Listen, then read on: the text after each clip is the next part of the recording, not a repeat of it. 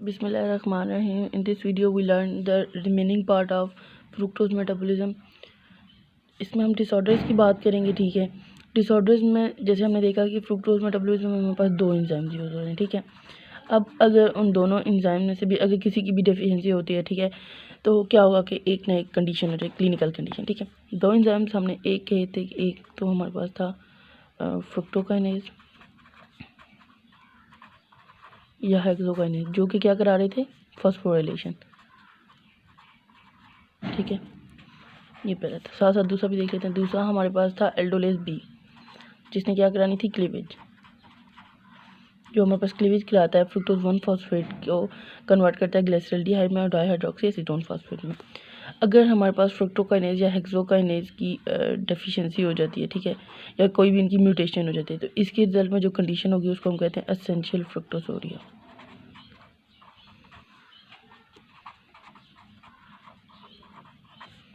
ठीक है। इसके बारे में ये है कि ये हमारे पास ऑटोसोमल रिसेसिव होती है, ठीक है। इसके अलावा ये कि एक बिनाइन कंडीशन होती है, और इसमें जैसे हम पता है कि कोई भी इंजाइम की अगर डेफिशिएंसी होती है तो इसका जो सबस्ट्रेट होगा वो प्रोडक्ट में नहीं चेंज हो सकेगा, ठीक है। जैसे हमने कहा ना कि फ्रुक्टोज जो फ्रुक्टोकाइनेज होता है वो फ्रुक्टोज को फ्रुक्टोज 1 फॉस्फेट में कन्वर्ट करता है, ठीक है। अब अगर यहाँ पे जो एंजाइम यूज़ हो रहा है वो नहीं है, तो क्या होगा, जो सबस्ट्रेट होगा वो एक्युमुलेट होना स्टार्ट हो जाएगा। तो क्या होता है कि फ्रुक्टोज हमारे पास एक्युमुलेट होना चाहिए, फ्रुक्टोज की ब्रेकडाउन नहीं हो रही, तो फ्रुक्टोज जो होगा वो हमारे पास यूरिन में भी एक्सक्रीट होगा, ठीक है, और वो बॉडी में भी एक्युमुलेट हो जाएगा, ठीक होगा। उसके बाद एल्डोलेज बी देखते हैं।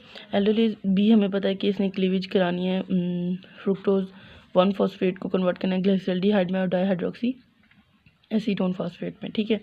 अब अगर इसकी हमारे पास ब्रेकडाउन हो जाती है, तो ये फ्रुक्टोज 1 फॉस्फेट को कन्वर्ट कर रहा था ना, 1 फॉस्फेट को कन्वर्ट कर रहा था ग्लिसरॉल्डिहाइड में और डाईहाइड्रोक्सी एसीटोन फॉस्फेट में, ठीक है। तो क्या होगा कि फ्रुक्टोज 1 फॉस्फेट जो होगा वो एक्युमुलेट हो जाएगा, ठीक है। यहाँ पर मैं लिखती हूँ कि जो फ्रुक्टोज 1 फॉस्फेट है वो हमारे पास एक्युमुलेट हो जाता है। सॉरी, मैंने इसकी डिजीज़ का नाम नहीं बताया। ये अगर हमारे पास एल्डोलेज बी की डेफिशिएंसी है, ये हो जाता है ना, तो इससे जो डिजीज़ होती है उसका नाम है hereditary fructose intolerance, hereditary fructose intolerance, ठीक है। इसको हम HFI भी लिख सकते हैं।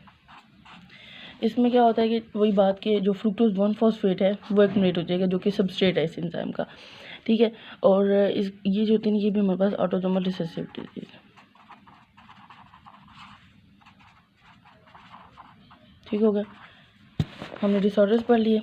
इसके बाद एक और बुक में लिखा हुआ है मेनोज, कैसे हमारे पास फ्रुक्टोज 6 फॉस्फेट में या फ्रुक्टोज के मेटाबॉलिज्म में एंटर होता है, ठीक है। मेनोज जो है ना वो बेसिकली हमारे पास C2 एपीमर होता है ग्लूकोज का, ठीक है। C2 एपीमर होता है ऑफ ग्लूकोज, ठीक हो गया।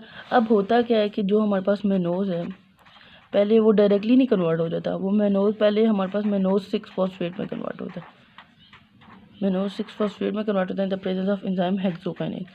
हेक्सोकाइनेज पहले भी हमने कहा था कि बहुत ज़्यादा टिश्यूज़ में प्रेजेंट होता है और ये मेनली तमाम मोनोसेक्राइड की फॉस्फोराइलेशन करा रहा होता है, ठीक है। मेनोज 6 फॉस्फेट में कन्वर्ट हो गया। मेनोज 6 फॉस्फेट जो है ना हमारे पास कन्वर्ट हो जाएगी फ्रुक्टोज 6 फॉस्फेट में, ठीक है, in the presence of enzyme फास्फोमेनोज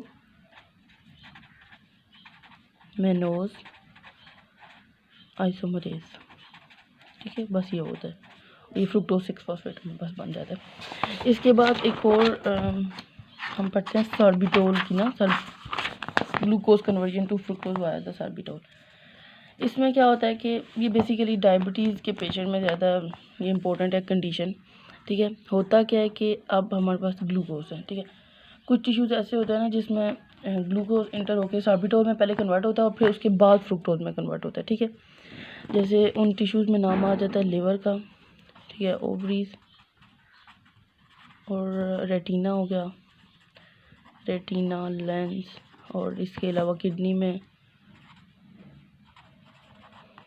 ठीक है, और इसके अलावा स्पाइनल वेसिकल में, ठीक है। होता क्या है कि सबसे पहले अगर ग्लूकोज है, ठीक है, ग्लूकोज इंटर हो गया इन सेल्स में, ठीक है। जैसे ही ग्लूकोज इंटर हुआ ब्लड से ना, ये मेरे पास सेल है, ठीक है, कोई भी सेल कह लो, और यहाँ पे हमारे पास ग्लूकोज इंटर हो गया, यहाँ पे पहले ब्लड में था, ठीक है, ब्लड से सेल में इंटर हुआ। होता है क्या कि ये ग्लूकोज कन्वर्ट होगा पहले सॉर्बिटोल में, जैसे पहले मैंने बात की है, वो पहले सॉर्बिटोल में कन्वर्ट होगा और उसके बाद वो क्या होगा, फ्रुक्टोज में कन्वर्ट होगा। बेसिकली जो ग्लूकोज है ये तो एल्डिहाइड है ना, ठीक है, और सॉर्बिटोल हमारे पास एक अल्कोहल है, और इसमें मतलब OH, इसका जो एल्डिहाइड ग्रुप है वो रिड्यूस होगा OH में और ये कन्वर्ट हो जाएगा, ठीक है। और इसके जो एंजाइम प्रेजेंट मतलब चाहिए होता है उसको हम कहते हैं एल्डोज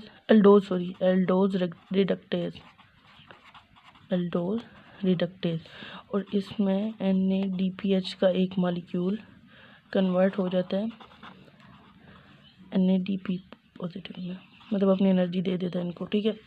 सॉर्बिटोल बन गया। अब सॉर्बिटोल जो है वो कन्वर्ट हो जाएगा फ्रुक्टोज में। यहाँ पे एक NAD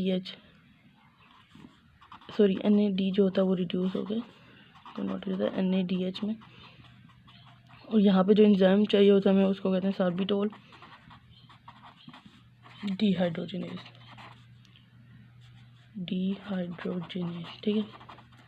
ये तो होगी नॉर्मल बात, ठीक है, ये नॉर्मल कंडीशन है। नॉर्मली ऐसे ही होता है कि ग्लूकोज इन सारे ये जो सेल्स मैंने बताए, नाम बताया मैंने इन सब के, ठीक है, इनमें क्या होता है कि इनमें ग्लूकोज इंटर होता है, ठीक है, एल्डोज रिडक्टेज की प्लेस में सॉर्बिटोल में कन्वर्ट हुआ, यहाँ पे NADPH का मॉलिक्यूल यूज़ हुआ, ठीक है, और जो सॉर्बिटोल है वो फ्रुक्टोज में कन्वर्ट होकर यहाँ पे NAD जो है रिड्यूस हुआ और यहाँ पे सॉर्बिटोल डिहाइड्रोजेनेज। ये तो हो गई नॉर्मल बात, ठीक है, ये नॉर्मल कंडीशन है, ठीक है।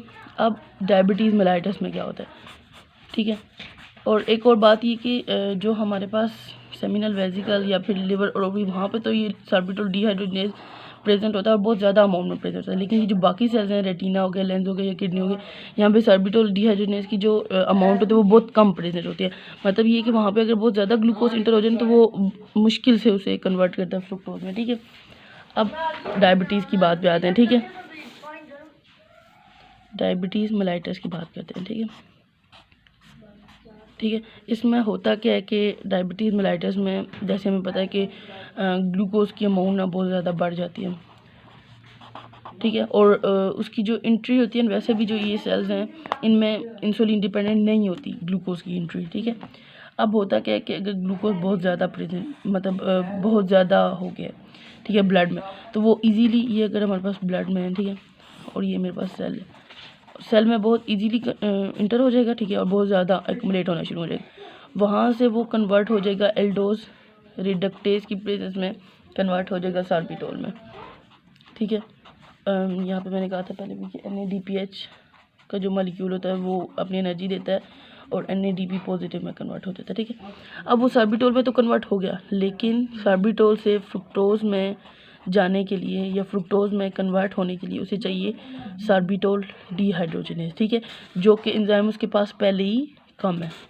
अगर इसके पास पहले कम एंजाइम है, ठीक है, वो कुछ सॉर्बिटोल के मॉलिक्यूल को फ्रुक्टोज में तो कर देगा, लेकिन मोस्टली ये रिएक्शन क्या हो जाएगा, इनहिबिट हो जाएगा, और सॉर्बिटोल जो होता है वो हमारे पास क्या होगा, एक्युमुलेट होना स्टार्ट हो जाएगा।